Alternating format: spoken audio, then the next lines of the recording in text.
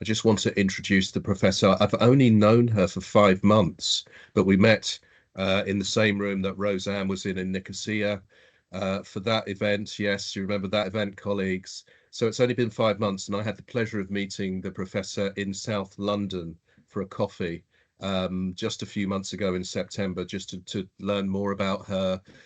We were talking about our families, which again shows the personal side to the professor.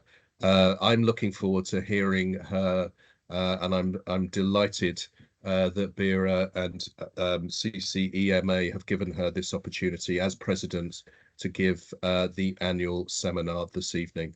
So the professor has an hour and we'll have Q&A. We might have a little bit more time because of the technical difficulties. Again, apologies for those. Well done to my colleagues at BERA HQ for trying to solve them.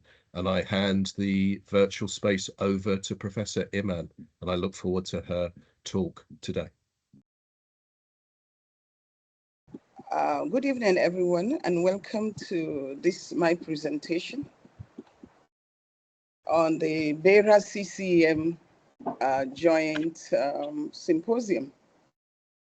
I'll be speaking to you today on teacher training for equity, empowering democratic languages and culture. My presentation explores how teacher training can foster democratic languages and culture to promote equity in education. And drawing on a research I and some of my colleagues have done in the past, and which is still ongoing, we'll discuss how action research and collaboration between universities and schools can inform policy and practice to address systematic inequalities. One of the challenges we face in empowering democratic languages and cultures in schools is societal disparities reflected in our schools.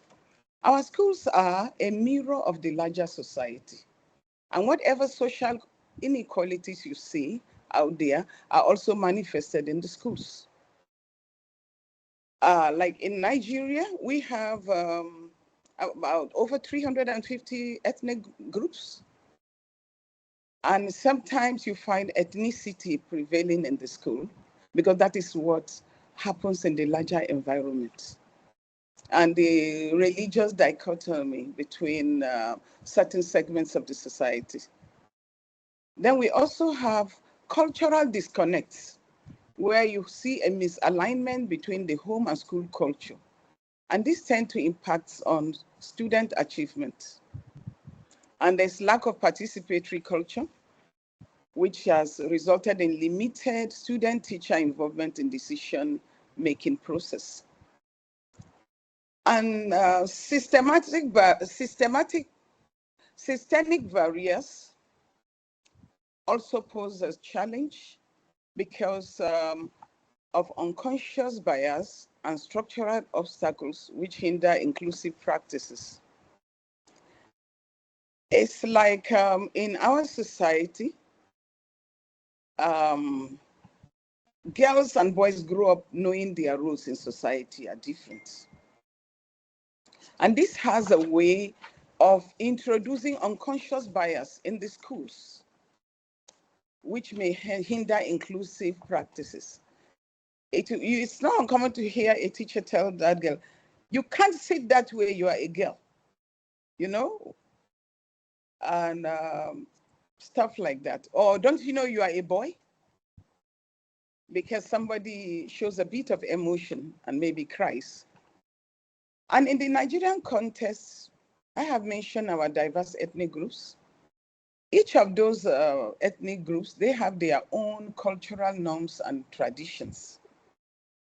And the diversity presents both challenges and opportunities in the educational system. Because we are a predominantly Muslim and Christian nation with few traditional worshippers. And this diversity poses serious challenges in our educational system, where you'll find that in some schools there was a time the federal government colleges were using dresses or frocks for uniform. And now the Muslims say, we need to have clothing that covers our girl child. And then trousers were introduced into the school and skirt scarves. And the interesting thing is that even though this is introduced to accommodate the other group, you find out that both sets of children may decide to wear trousers because it protects them against mosquito bites or from the cold. And then there is the traditional and modern values. Our traditional values place a lot of premium on age and then it makes us know that male and female roles in the society are different than in the family. And this often conflicts with the Constitution of the Federal Republic of Nigeria, which guarantees equality and dignity to every person, irrespective of gender. This tension is reflected in our school environments and also impacts on students' experiences. So I based my keynote address on the theoretical framework on democratic education. And the first one is the John Dewey's theory, philosophy, which emphasizes democracy, reflective thinking, and experiential learning in education. And then the peace agenda, that is the professional educators and administrators communities for empowerment framework for systemic collaboration. These are basically the theoretical frameworks which guide this study. And then action research, which involves continuous development of knowledge through practical application and reflection. And there is John Dewey was a philosopher who was the proponent of progressive education and pragmatism. And his works revolutionized how we think about teaching and learning in education and in our schools. And he viewed education as a dynamic, interactive process that prepares individuals not only for personal growth, but for active participation in the society. And to Dewey, schools are democratic spaces that prepares individuals not only for their personal growth, but for active participation in the lives of their community, and where they are able to learn cooperation and critical thinking and shared responsibility, which will prepare them for active citizenship. So he was an advocate of curriculums to be tailored to students' interests and experiences to foster motivation and creativity. Also, he was emphatic that education was a lifelong process and it's not a stopgap measure where you train a child and think once the child has completed school, that's the end of it.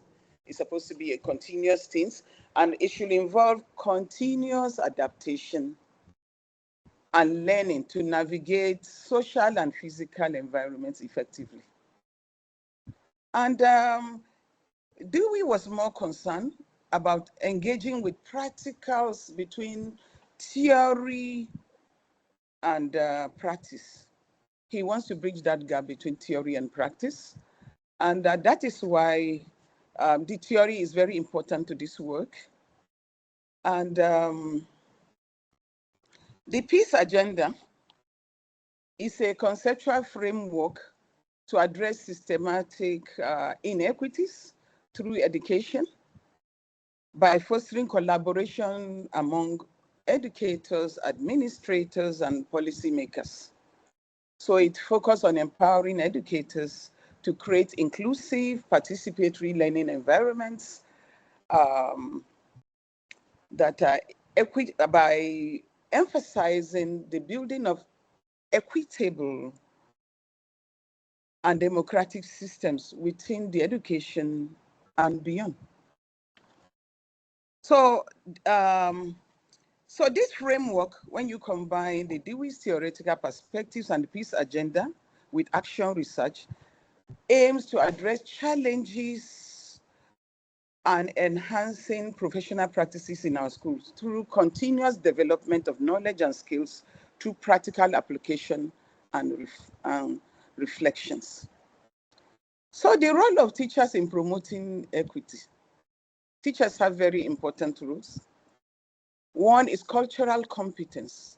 And for a teacher to be able to promote equity, he or she must have cultural competence. And what this means is they must understand and value the diverse backgrounds of their students.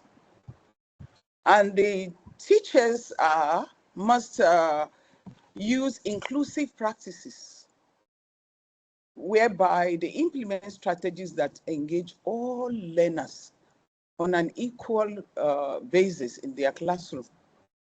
And there is also this democratic classroom culture.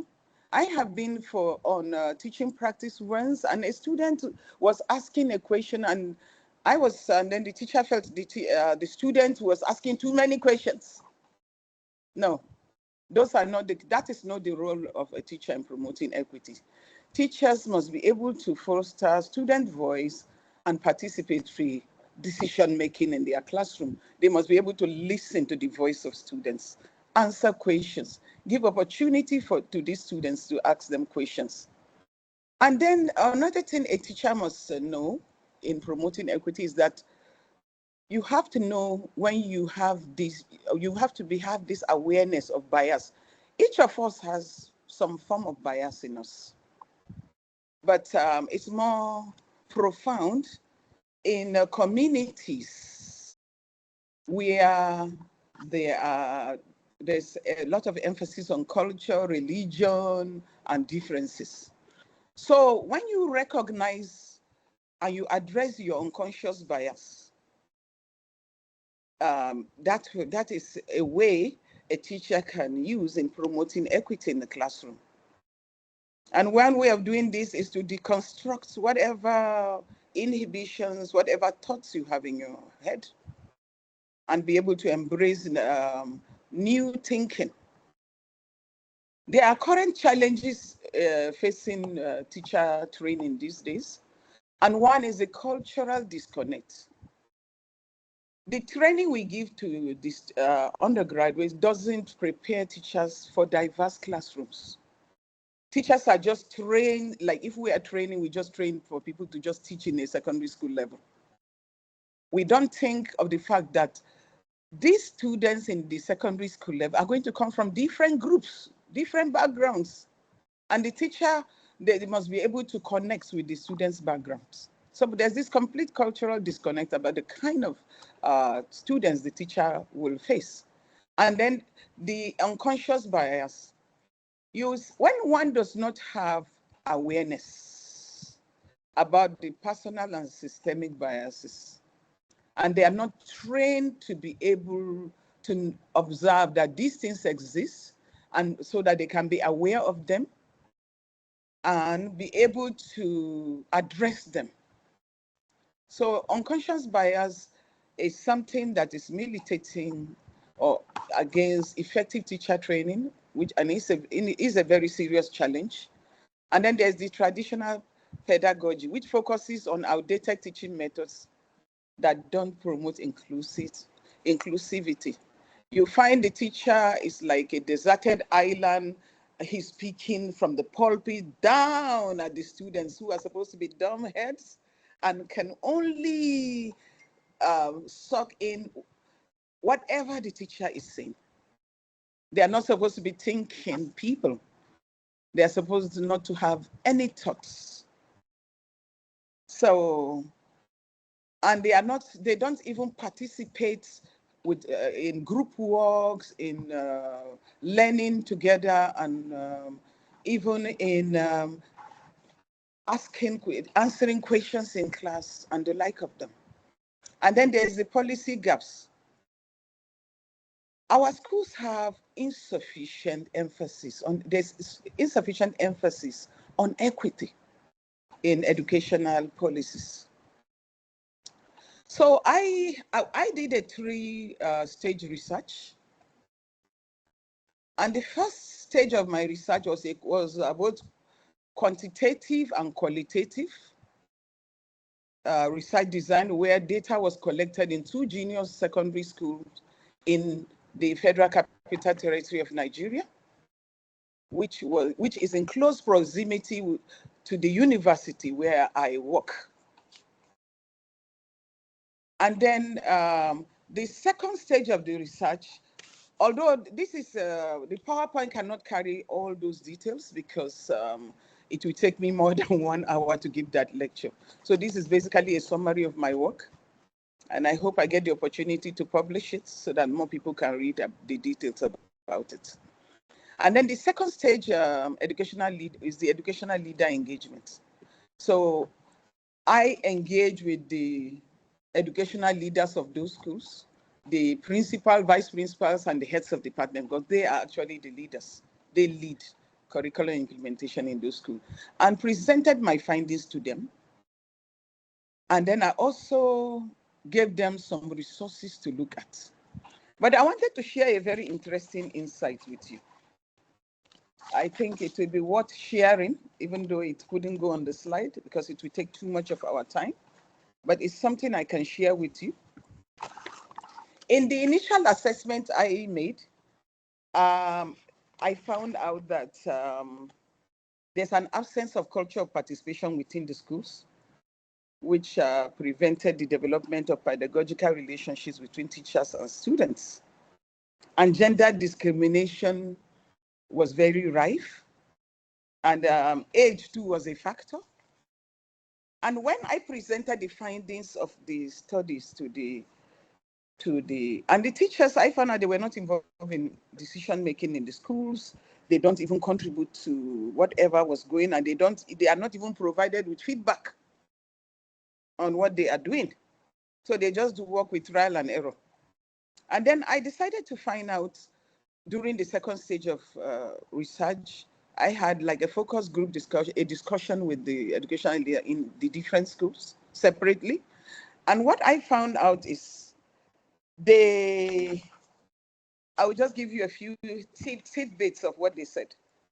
They were wondering about the impact of this my study, and then the first thing that came to them was exasperation. Some of the educational leaders expressed frustration, fearing that if they continue to allow research activities like mine, where we use questionnaires and interviews without vetting them, it will lead their teachers and students to be criticizing their leadership and presenting the school negatively.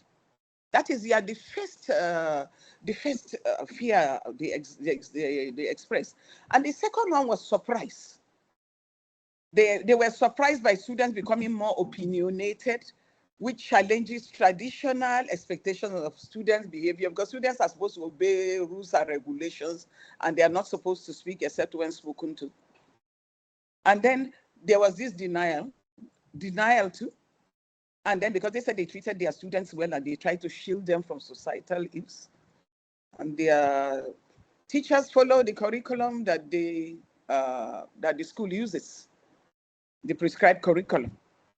And then they said, and one thing that struck me about the educational leaders was that they were very assertive. They say it is not the responsibility of immature students. That is the actual words used by one of them. It is not the responsibility of immature students to decide the kind of rules the schools should have, or what is happening in their lives. That they should just obey the school rules. And the teachers must operate within the established norms of the school. And their position as educational leaders was to make the rules and which must be obeyed by all. So you see the assertiveness, and then they also started setting barriers. They set barriers. They were maintaining the status quo. So there was a kind of resistance to change about the traditional practices and systemic norms. They want to adhere to them. And then the cultural reinforcement was part of the thing I perceived from them. And I found that there was strong cultural biases which persist, with leaders enforcing gender roles. Girls as future housewives, boys as future breadwinners, and advocating that for younger teachers to defer to seniority and gain experience before seeking leadership roles. And they would, in fact, at the end of it all, the educational leaders were very alarmed, and they expressed concern. After all, blowing hot, it's after the rage comes rain, isn't it? And so they were now alarmed. So they expressed concern that if students begin to question their rules and the way the school is run, this may escalate to challenging the school authority and creating potential conflict. So they saw it as a potential conflict area. And I decided so I left them. So what those findings revealed was that there was significant resistance to participatory and democratic practices in the schools. And this was rooted in traditional leadership styles, the cultural biases, and a reluctance to disrupt the status quo. So, and they underscored the need for systemic reform to foster inclusivity, equity, and shared decision-making in education. A week afterwards, I went back to this school, to both schools, and then a discussion ensued between me and the education leaders. And I provided them with some text on the harmful effect of undemocratic schools on students' development, total development, so that they will know the harm their maintaining of status quo is doing. Then I went away, I left them and went away. And then came back. And then I found, then after they've done that, then they decided to plan on how they are going to improve. I was very surprised that these people who were like a forbidding, old headmaster kind of people that don't want to listen, now suddenly they were very mellow and they wanted to learn. And so they decided that they are going to do something about their schools. So I went away and came back after 4 weeks. So that was the implementation evaluation. I wanted to I assessed changes in teacher and students' engagement after the intervention. And I found out that there was a big change. I found out that the educational leaders have implemented school policy changes. They've changed some of those rules that show, that differentiate between the treatment of boys and girls. And it was consciously they did this. They wanted everybody in the school to be conscious that children are children and young people are young people. And they made new rules which promote inclusivity. The most amazing part of it was that girls can now be nominated as class captain. Before, they just as appointed class captain. Most of the class captains I met there were virtually boys. But now I went back, there are girls now who are now class captains. And these are things that didn't happen before. And not only that, the different class captains was a mixture of Christian and Muslim children too, and of diverse ethnic groups. So it was really nice. And then the most interesting thing about one of the schools was that they even have a cultural day where students can expose their culture, showcase their cultures. And so the key findings I found out, the barriers to democratic practices. One was repressive school environment, which does not foster equity and student autonomy. They don't allow the student to think for themselves. And lack of participation. There's minimal student and teacher involvement in decision making, and minimal student involvement in classroom activities, apart from just writing the notes, listening to the teacher. So, and then also there was reinforcement of traditional gender roles in the school. That is in my first study. And then limited teacher autonomy. So that's why I have that door that says no entry, no entry, you know? So it's like a closed thing. So a real barrier indeed. And then in the educational leaders' responses to find this, you know, I got carried away and was mentioning it to you. There was this initial resistance, which I mentioned to you, and then cultural reinforcement and concern for authority, because they are fearing students challenging and questioning their rules. And then later they exhibited this openness to change, to re-examine their processes. So the positive changes which they implemented when I got there, where there were new rules promoting inclusivity and equity in the schools, and there was cultural celebration, which I've mentioned earlier, and they had programs to help integrate inclusive practices by having older ones mentor younger teachers, particularly those ones who have had a second degree in the university and who have done something on educational administration, were used to mentor teachers. And then there was increased participation, opportunities for student and teacher input in the schools.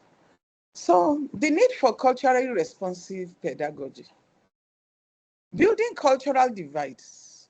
Cultural responsive pedagogy prepares teachers to be sensitive to students' diverse background. It enables educators to draw on the experiences and knowledge of their students, creating more inclusive learning environments. And addressing underachievement by emphasizing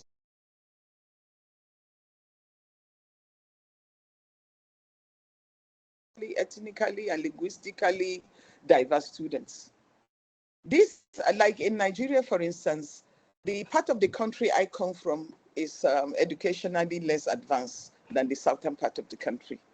And usually you find out that while you have higher pass rates in the O-level examinations, the reverse can be said of the northern parts. You know, so what we are saying, the teachers can help address the underachievement of children.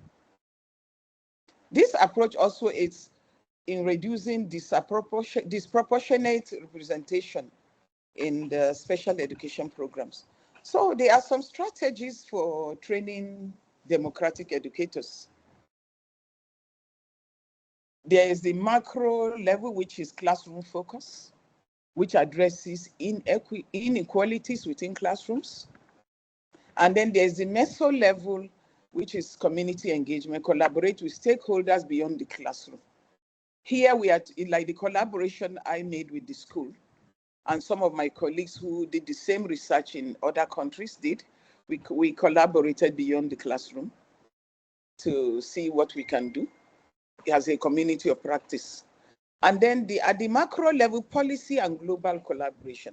Because definitely we have to work towards systemic change and sustainable development, which will go beyond just the changing of school rules, but actual policy, national policies. So let's look at the macro classroom level, classroom and teacher preparation.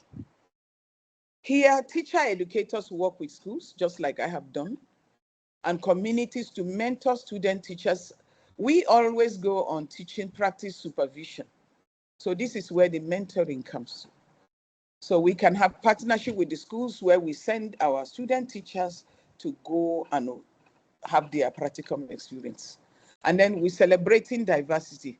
So, and to do this, before one can focus on overcoming biases and embracing cultural and linguistic diversity, they have to understand that they need to deconstruct their thoughts. They must deconstruct whatever notions they have up there. The moment we realize we must deconstruct these, I think we will be in one step ahead in celebrating our diversity towards the move to celebrating our diversity, because you have to deconstruct the notion you already have before you can even understand there's bias. Because you have to understand there's bias before you can now think of, focus and find ways of overcoming this bias and embracing the different cultural, linguistic diversity we have. And embracing different linguistic is something I have learned to do, which catapulted me to the head of the Nigerian Association for Education Administration and Planning. It is a nationwide association, and I rose to become the national president. I was at the helm of affairs for 4 years.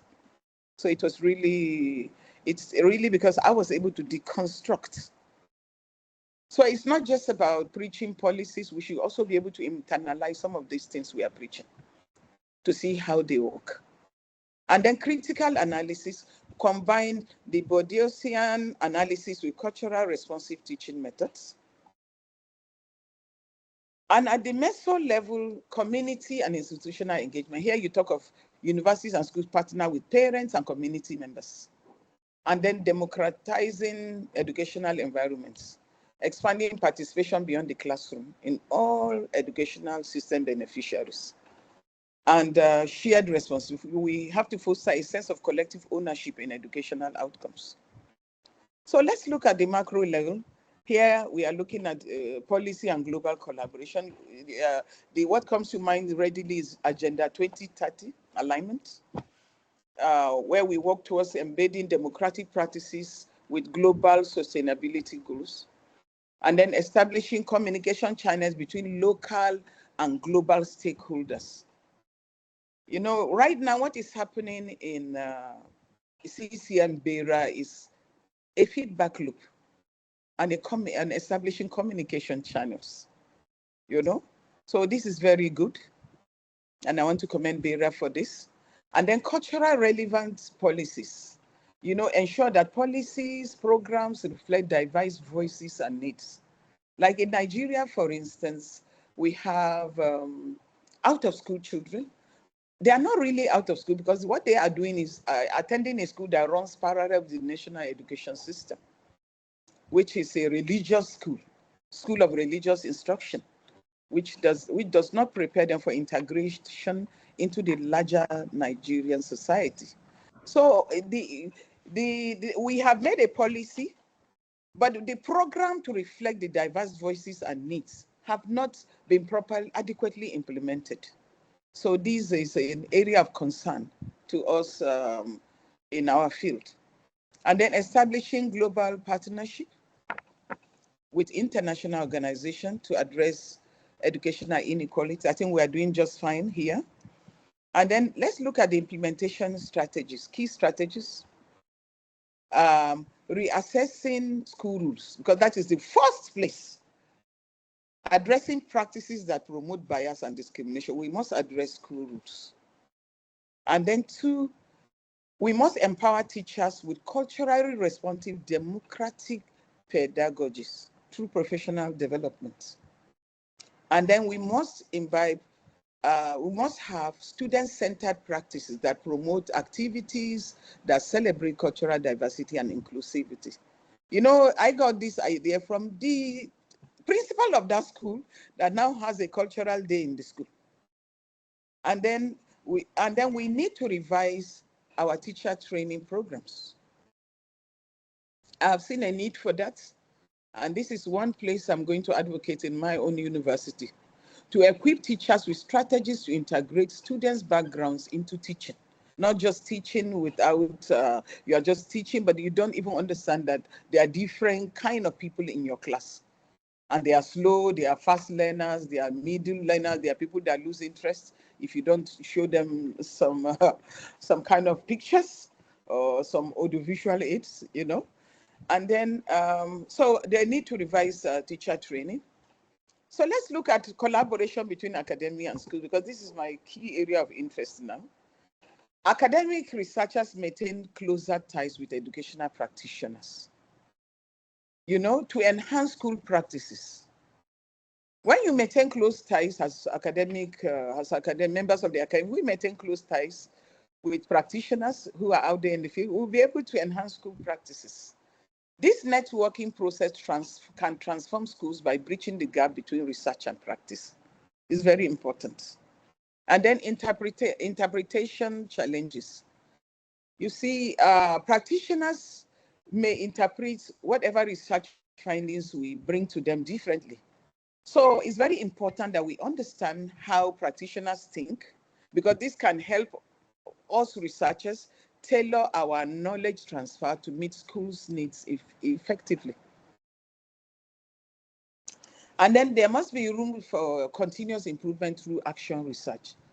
So recognize areas of improvement. You see, continuous improvement through action research. So I am recommending action research because it creates room for continuous improvement, because it helps us to recognize areas for improvement in the school, just as we did, my team and I did, when we went to those schools and found out that they lack democratic languages and cultures. They do not promote democratic languages and cultures. So you will know the areas where you need to improve, and then implementations, apply research-based solutions in classroom. So your implementation strategies must be research-based solutions. You can't just make a solution out of the blues. It must be linked and connected to what you have done, arising from the work you have done. And evaluate outcomes, assess the impact of implemented changes, because it's very important. That is why I went back to that school to see what the principal has done. And I was able to assess the impact of those changes they've implemented. And refine approach. You have to refine strategies based on evaluation. So based on those evaluation results, that is how I came up with those strategies I mentioned earlier. And then the vision, re-imaged educational system. We want a school that ensures that all students have equal opportunities to learn and succeed in spite of their diversity, their differences, and whatever circumstances they come from.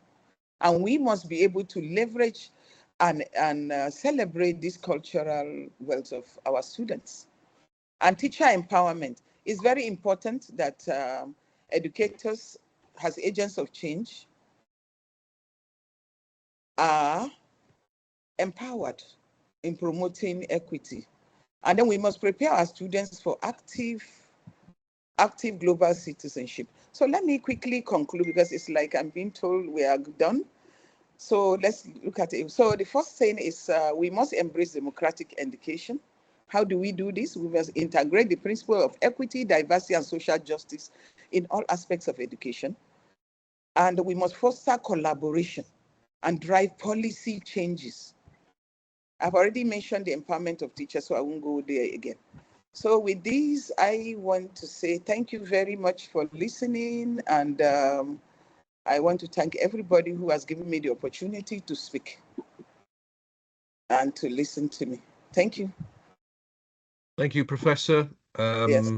Perfect timing, and the questions and issues in the chat box are very Yep. interesting. So let's go straight into those. If we look at our time, we've just got under half an hour, but I think we can have more time, as well as we were late into the session, but we could Okay. theoretically finish at 1/2 the hour. So let me read out the issues for you, Professor. The first one is from Noor.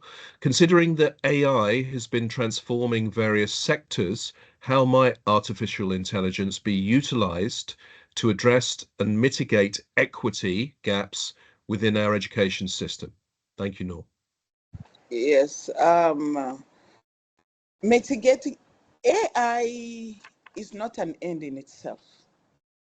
It's a tool to assist the educator to be able to tailor his or her ideas and make them more focused, give them greater focus, and in ways that are simplified, that can promote learning. I hope I've answered your question.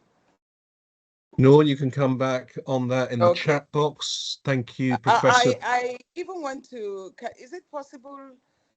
Is it possible for me to go through the chat box and be answering? Are we teaching cultural disconnect and unconscious bias? Yeah, you can read, and I will be reading along with you. Yeah, Then hold on. Yeah, okay, that's good. I mean, the next one, Professor, is Paul Washington's one. I don't want to mention mine. I only put my questions in as sort of prompts.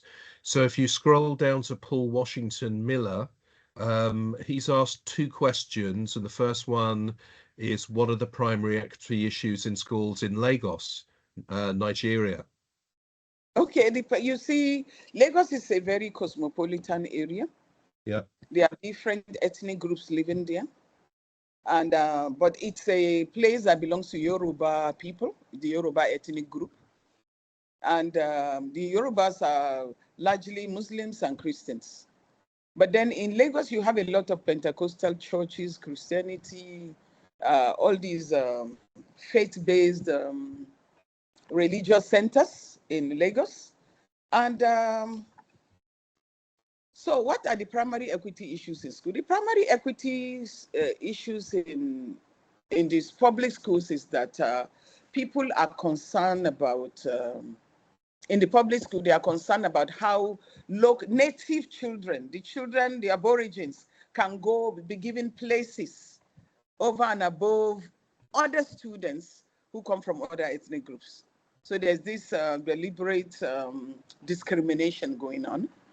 And then one of the greatest equity issues is the disparity between those who have wealth and those who don't have adequate, who are poor, the rich and the poor. While the rich, the children of the rich have access to very good schools, they are able to solve the need, do many things. The children of the poor don't have that leverage, and is building a kind of social class of the haves and the have-nots. And religion too. Religion is a very major issue because there's always one religious problem of the other. And what I feel is that people should celebrate their differences. Their difference, and this should be built into teacher. It should be a future of teacher training, and also in the preparation of head teachers. That we should learn to respect our differences, appreciate that we can never be the same, and then get a meeting point where we have some similarities, because one of the things that makes us similar is that we are members of the human race. If we can focus on that we are members of the human race, I think that's a good place to start from. And then one way you can solve some of these equity issues in teacher training is to teach deconstruction bias, deconstructing notions you hold in your head. You have to know you hold certain thoughts. And just because you hold those thoughts doesn't make them facts. People forget that there are differences between emotions and facts. And most of the time when issues of equity arises is due to heightened emotions rather than facts. They are not fact-based. And like the schools I went to, the children are of different ethnic group, different religion, but guess what? They all have the same concerns as human beings. I mean, isn't that marvelous, a place to begin? And it just made me realize that we are one and the same, you know, and that the differences should be celebrated. And we should respect each other's differences, look for areas where we are similar, and celebrate our diversities while appreciating the similarities we have. And these are is very important. You see, in head teacher preparation, what they do, they just appoint people. It's years of experience. Nobody bothers about training for the head teacher to prepare them for being able to run schools, inclusive schools, or schools where there's diversity and equity. They are just sent there. And some of them may even go there and they are more sympathetic to children that come from their religion or their ethnic group. So I think it's a big disaster. We need to start thinking of training that meets with,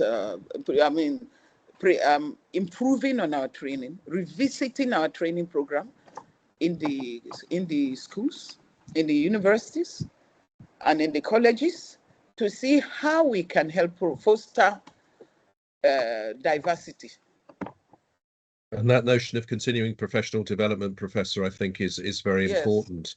I just want to sort of ask a question about the University of Abuja and whether that is in a different place. I mean, forgive my ignorance of the geography of Nigeria, but where you're positioned as principal, is it a different area than Lagos? And are there sort of differences within Nigeria in that difference?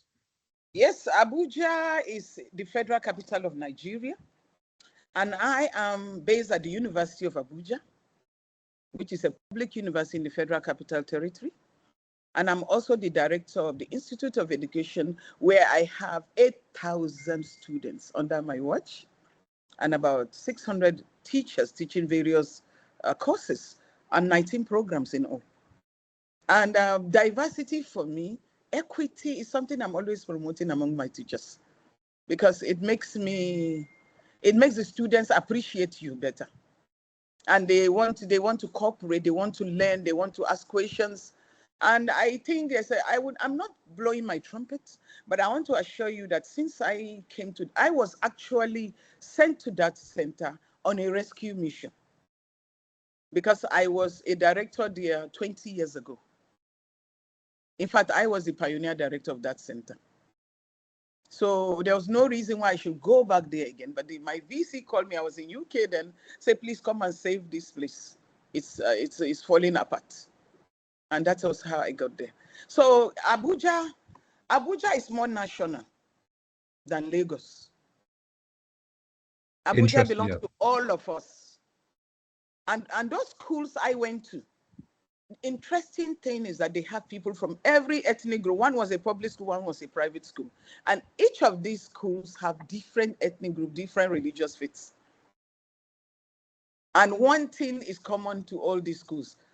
The girls do not like the gender inequality that exists.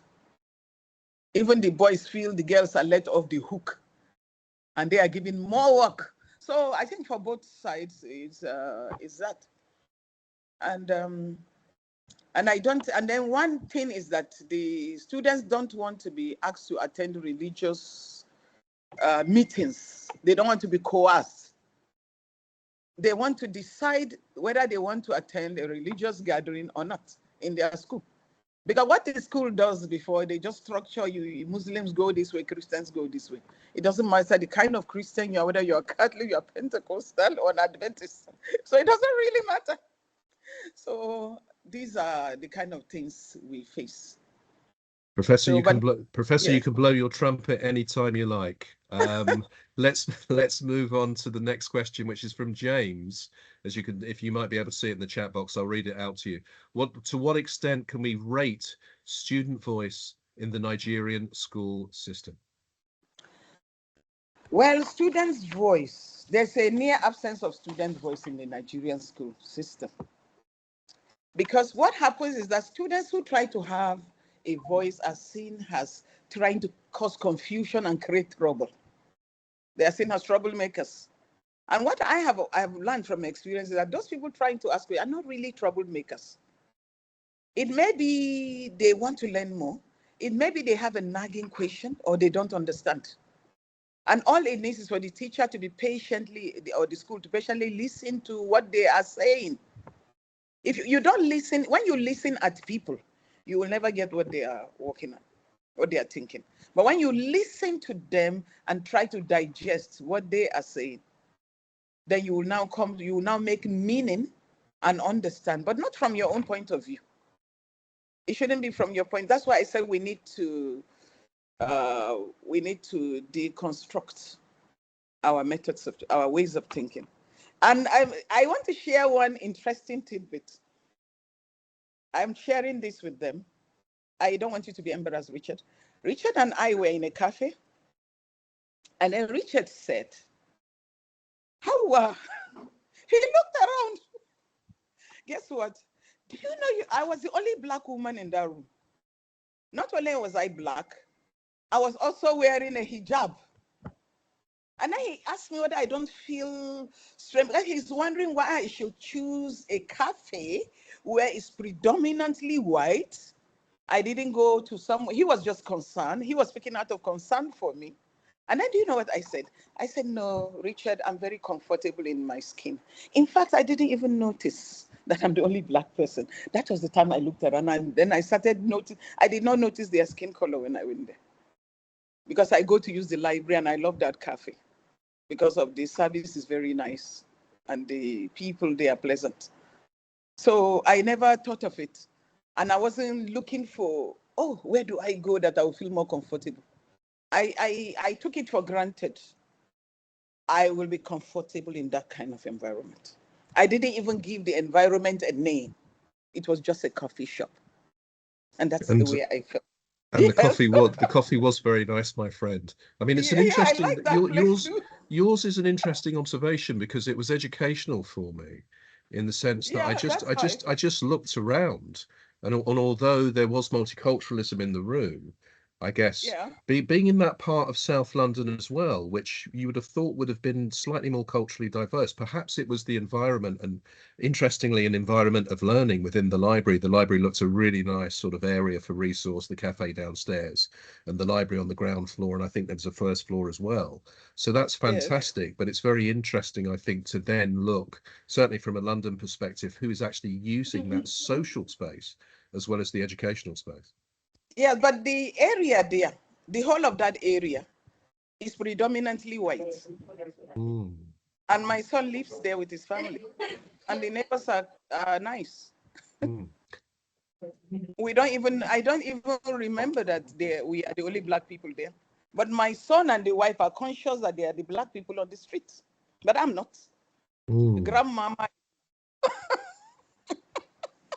James, going back to the question, he's actually asked a little bit more there, Professor. How can we Okay. adequately involve student leaders in school administration? And that's an extension, of course, of student voice. Okay, to adequately, first of all, you have to determine how do you choose the student leaders. The way and manner you choose the student leaders is very important. Is it democratic? You have to have you have to have democratic setting for choosing classroom leaders. Are we talking of the student leaders or the educational leaders? Can you take that question again? That's It's an not. interesting one. Let's take it from both angles for James, Oh, just to cover okay. both bases. Okay. For the student leaders, they have to be chosen through a democratic means, Mm. whereby the colleagues will determine whether they want them,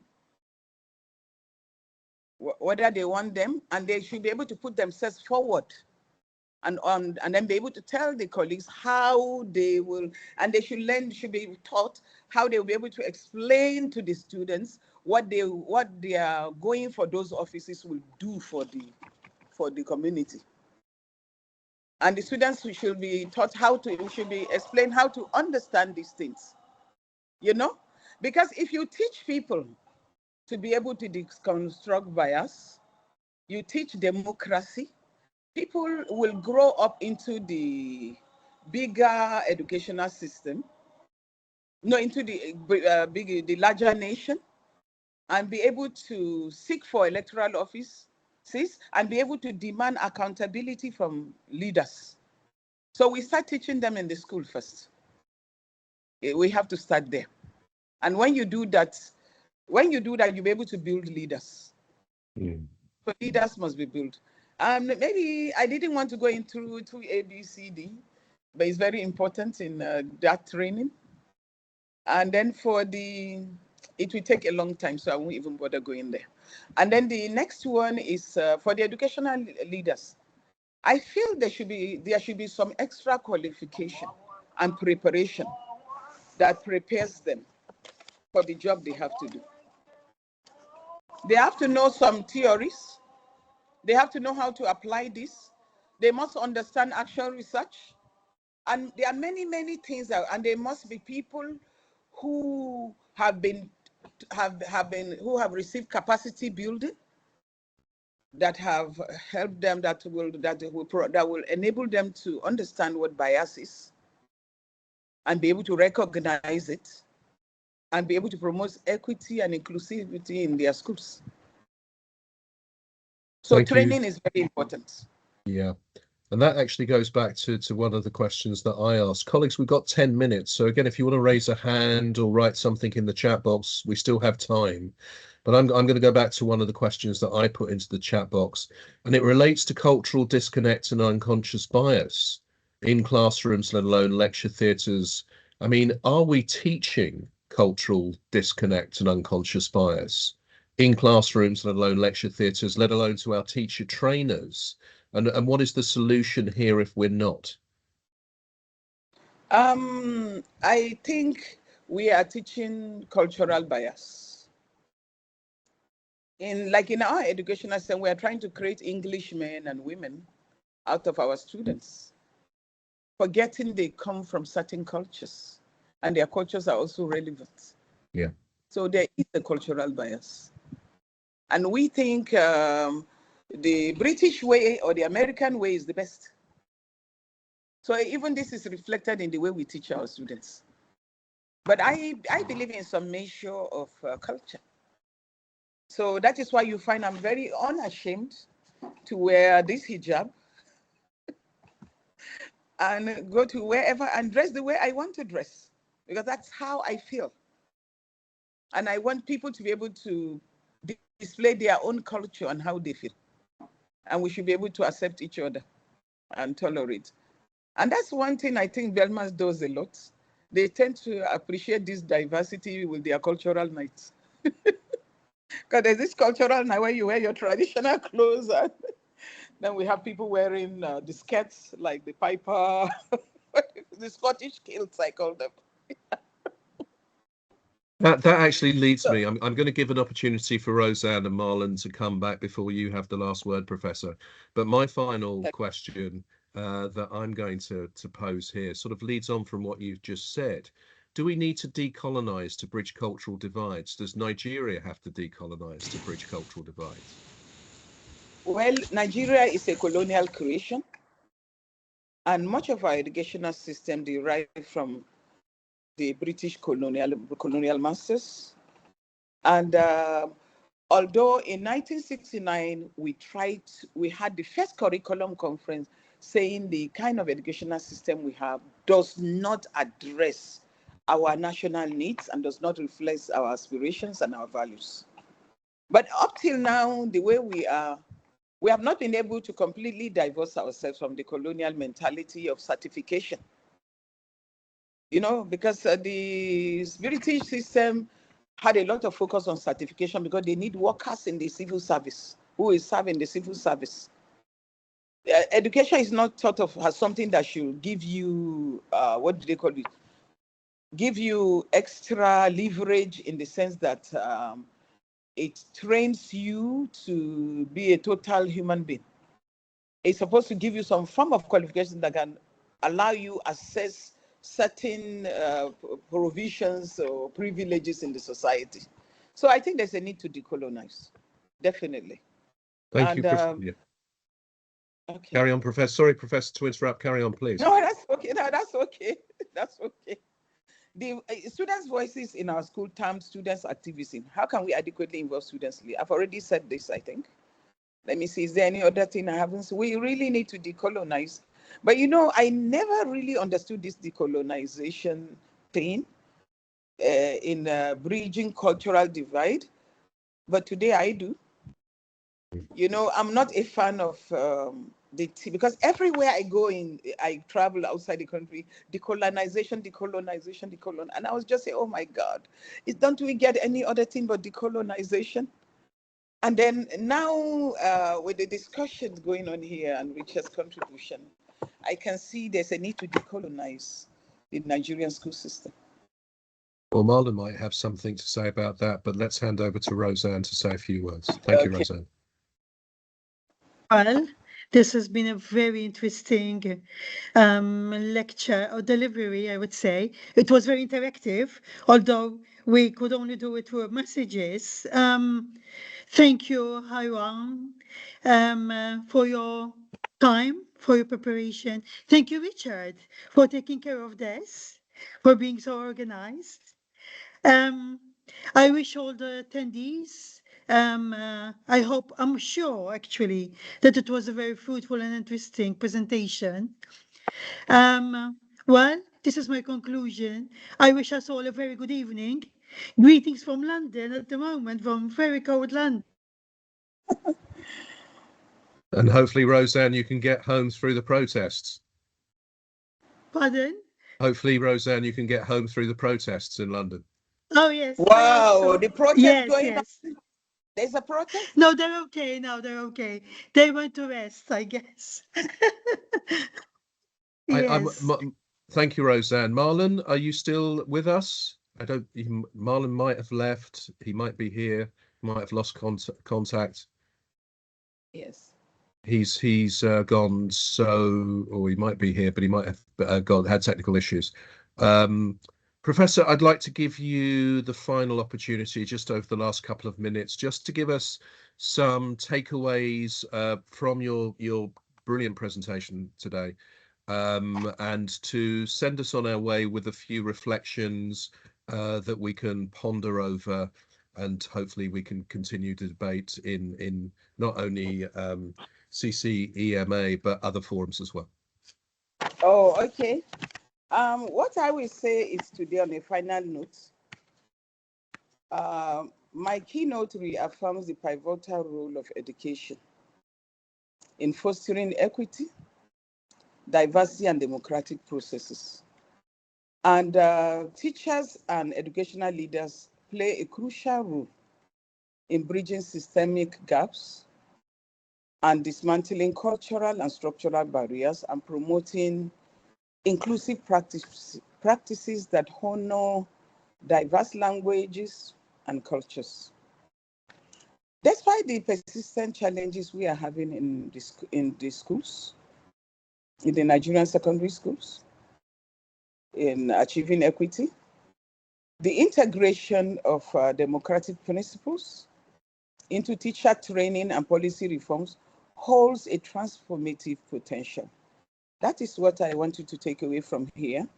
And I also want to draw from Dewey's philosophy of experiential learning and democracy alongside peace framework. This study underscores the importance of participatory processes and multi-level collaboration. And action research emerges as a powerful tool, enabling educators and leaders to address institutional barriers and fostering reflective practices and develop strategies tailored to the unique socio-cultural context of their school. So when we implement the strategies at the micro, meso, and macro levels, it will ensure a comprehensive approach. Ultimately, my keynote advocates for reimaging